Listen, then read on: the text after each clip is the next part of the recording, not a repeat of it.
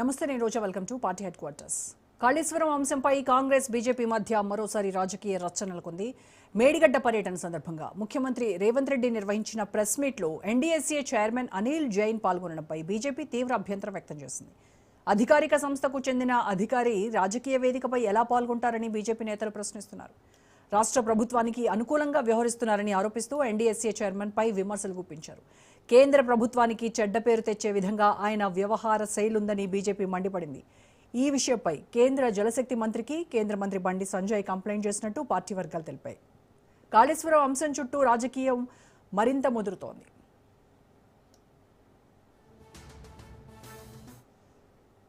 ఇదే అంశానికి సంబంధించి పూర్తి ఇన్ఫర్మేషన్ మా ప్రతినిధి రాజు లైవ్ లో అందిస్తారు.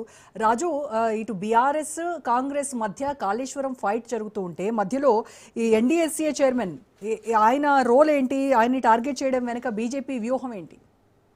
ఎస్ రోజా, బీజేపీ కాంగ్రెస్ ఈ రెండు జాతీయ పార్టీల మధ్య కాళేశ్వరం రచ్చ మరొకసారి ఇది వీరిద్దరి మధ్య మాటల యుద్ధానికి కారణమైంది. ప్రధానంగా మనం చూసుకున్నట్టయితే ఇప్పటికే ఏదైతే కాళేశ్వరం 1,00,000 కోట్లకు పైగా డబ్బులు వెచ్చించి గత ప్రభుత్వం నిర్మించిందని చెప్పేసి పదే పదే బీజేపీ నేతలు విమర్శిస్తూ ఉన్నారు. అదేవిధంగా దానికి కౌంటర్గా కూడా ఒకవైపు బీఆర్ఎస్లు విమర్శలు చేసినా కూడా ఒకవైపు కాంగ్రెస్ పార్టీ నేతలు కూడా అదే స్థాయిలో విమర్శలు చేస్తూ ఉన్నారు బీఆర్ఎస్ పార్టీపై. ప్రధానంగా కాళేశ్వరంలో అవినీతి జరిగిందని చెప్పేసి కూడా రెండు పార్టీలు కూడా పోటీలు పడి విమర్శలు చేశాయి. గత ఎన్నికలకు ముందు ప్రధానంగా అదే ఎజెండాగా మారింది. ఎన్నికల్లో కూడా బీఆర్ఎస్ పార్టీ ఓటమికి అదే కారణమైందని చెప్పి రెండు పార్టీలు కూడా తరచూ కూడా చెప్తూ ఉంటాయి. ఈ నేపథ్యంలోనే తాజాగా ఏదైతే ఎన్డీఎస్ఏ చైర్మన్ వ్యవహార శైలిపై బీజేపీ నాయకులు ప్రస్తుతం గుర్రుగా ఉన్నట్టుగా కూడా తెలుస్తూ ఉంది. ఎందుకంటే ఇటీవల ముఖ్యమంత్రి రేవంత్ రెడ్డి మేడిగడ్డ పర్యటనలో భాగంగా ఎన్డీఎస్ఏ చైర్మన్ ఏదైతే ఒక స్వతంత్ర కాన్స్టిట్యూషన్ బాడీలో ఉండాల్సినటువంటి ఒక ప్రభుత్వ అధికారి రాజకీయ నిర్ణయాలు రాజకీయ ఏదైతే సభలకు వేదికగా ఉన్నటువంటి ముఖ్యమంత్రి రేవంత్ రెడ్డి సభ వేదికగా ఆయన ఏ విధంగా అక్కడ పాల్గొంటారన్నటువంటి విమర్శలు పెద్ద ఎత్తున బీజేపీ నాయకులు చేస్తూ ఉన్నారు. ఎందుకంటే ఇప్పటికే కాళేశ్వరంలో ఇప్పటికే అవినీతి జరిగింది. అదేవిధంగా ఇందులో దీనికి సంబంధించి ఒకవైపు ఎన్డీఎస్ఏ నివేదిక కూడా గతంలో ఇవ్వడం జరిగింది. ఎన్డీఎస్ఏ కొన్ని సిఫార్సులు కూడా చేయడం జరిగింది. అందులో ప్రధానంగా చూసుకున్నట్టయితే మేడిగడ్డ, అన్నారం, సుందిల్లా ఈ మూడు బ్యారేజీల్లో ఇప్పటికే అవకతవకలు జరిగాయి. అందులో నిర్మాణ లోపాలను కూడా ఎన్డీఎస్ఏ ఎత్తి చూపిన పరిస్థితి కనిపిస్తూ ఉంది. అందులో 7వ బ్లాక్ పూర్తిగా దాన్ని మళ్ళీ తిరిగి నిర్మించాల్సి ఉంటుంది. అదేవిధంగా గ్రౌటింగ్ సమస్యలు ఉన్నాయి. అందులో నీరు నిల్వ చేయకూడదు, వచ్చిన నీరు వచ్చినట్టే కిందికి వెళ్ళిపోవాలని చెప్పేసి గతంలో సూచించడం జరిగింది.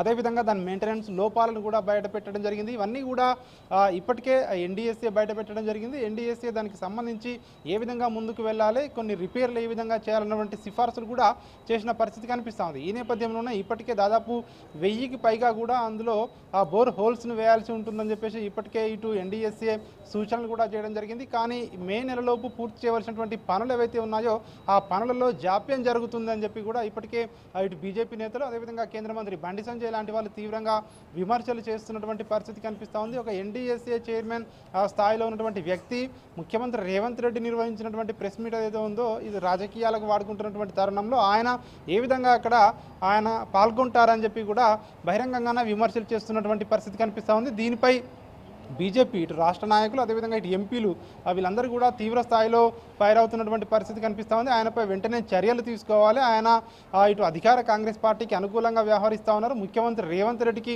అనుకూలంగా వ్యవహరిస్తున్నారని విమర్శలు చేస్తూ ఉన్నారు. ఎందుకంటే రాబోయే రోజుల్లో మళ్ళీ ఏదైనా ఈ డ్యామ్లకు సంబంధించి ఈ 3 బ్యారేజ్లకు సంబంధించి మరీ ఏదైనా తీవ్ర స్థాయిలో నష్టం వాటిల్లితే దాన్ని ఎన్డీఎస్ఏను మళ్ళీ చూపించి ఎన్డీఎస్ఏ దీనికి సంబంధించి ఈ సిఫారసులు చేయాలని చెప్పేసి కూడా ఎన్డీఎస్ఏను బదనాం చేసే అవకాశం.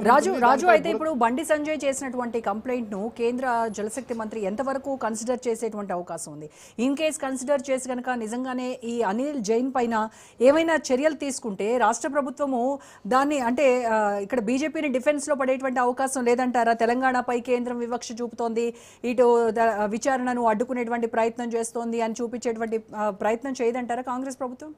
ఎస్, ఖచ్చితంగా. ఎందుకంటే ఇందులో ఇప్పుడు ఇటు బీజేపీ ఇటు కాంగ్రెస్ ఈ రెండు పార్టీలు ప్రధానంగా బీజేపీ కేంద్రంలో అధికారంలో ఉన్నటువంటి బీజేపీ ఏం చేయబోతా ఉంది అనేది ఇక్కడ కీలకంగా మారింది. ఒకవేళ ఇప్పటికే బండి సంజయ్ దీనికి సంబంధించి సిఆర్ పాటిల్కు లేఖ రాసినట్టుగా కూడా తెలుస్తూ ఉంది పార్టీ వర్గాల ద్వారా, ప్రభుత్వ వర్గాల ద్వారా. ఒకవేళ సిఆర్ పాటిల్ కేంద్ర జలశక్తి మంత్రి కనుక దీనిపై ఏదైనా నిర్ణయం తీసుకుంటే సో అది రాష్ట్రంలో ఎట్లాంటి ప్రభావం చూపిస్తూ ఉంది. ఒకవేళ ఆ అధికారి ఏదైతే నిక్కచ్చిగా చెప్పాడు బీజేపీ మాటలు విననందుకే ఈ విధంగా చేశారా అన్నటువంటి విమర్శలు కూడా బీజేపీ ఎదుర్కొంటుంది. ఖచ్చితంగా దీన్ని కాంగ్రెస్ పార్టీ కూడా తీవ్రంగా బీజేపీని విమర్శించే అవకాశం కనిపిస్తూ ఉంది. ఒకవేళ చర్యలు తీసుకోకుంటే సో వాళ్ళ అధికారిపై చర్యలు తీసుకునే దమ్ము కూడా వాళ్ళకి లేదు అని చెప్పేసి కూడా ఒకవైపు విమర్శలు ఎదుర్కొనే అవకాశం కనిపిస్తూ ఉంది. ఏది ఏమైనప్పటికీ ఈ ఏదైతే ఎన్డీఎస్ఏ చైర్మన్ వ్యవహార శైలిపై అయితే బీజేపీ నేతలు అయితే ప్రస్తుతం అయితే గుర్రుగా ఉన్నటువంటి పరిస్థితి కనిపిస్తూ ఉంది. ఎట్ ద సేమ్ టైం మరొక వైపు ఇటు కాంగ్రెస్ పార్టీపై కూడా తీవ్ర విమర్శలు చేస్తూ ఉన్నారు బీజేపీ నాయకులు. దీనికి సంబంధించి ఏదైతే దీనిపై కేసీఆర్పై చర్యలు తీసుకుంటామని చెప్పేసి గతం నుండి చెప్తా ఉన్నారు. సో ఇప్పుడు ఈరోజు తాజాగా హైకోర్టు కూడా తీర్పు ఇచ్చిన నేపథ్యంలో రాష్ట్ర ప్రభుత్వం ఏం చేయబోతా ఉంది, రాష్ట్ర ప్రభుత్వానికి దమ్ము లేదా అన్నటువంటి అంశాన్ని కూడా పదే పదే బీజేపీ నాయకులు ప్రస్తావిస్తూ వస్తూ ఉన్నారు. సో తాజాగా ఈరోజు హైకోర్టు తీర్పుతో మరొకసారి ఇటు బీజేపీ నేతలకు ఆయుధం దొరికినట్టు అయిపోయింది. ఒకవైపు కాంగ్రెస్ పార్టీ రాష్ట్రంలో ఏమీ చేయలేదు, కేవలం విమర్శలకు మాత్రమే పరిమితం అవుతా ఉంది. రాజు, ఈ మొత్తం వివాదంలో బీఆర్ఎస్ స్టాండ్ ఏంటంటారు? అంటే అధికారులను వాడుకుంటున్నారని బీజేపీ చేస్తున్నటువంటి ఆరోపణలను సపోర్ట్ చేస్తుందంటారా, లేదు అని అంటే బీజేపీ కాంగ్రెస్ కలిపి ఆడుతున్నటువంటి డ్రామాగా చూస్తాయా?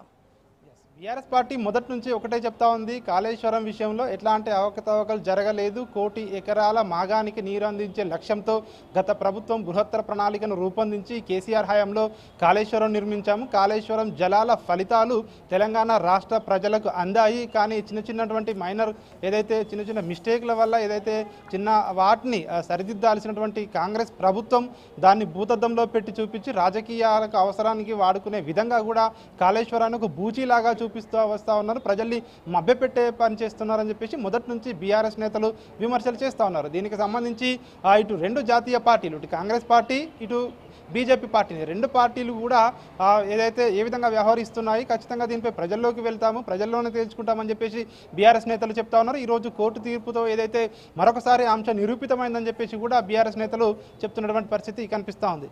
Right, thank you Raju.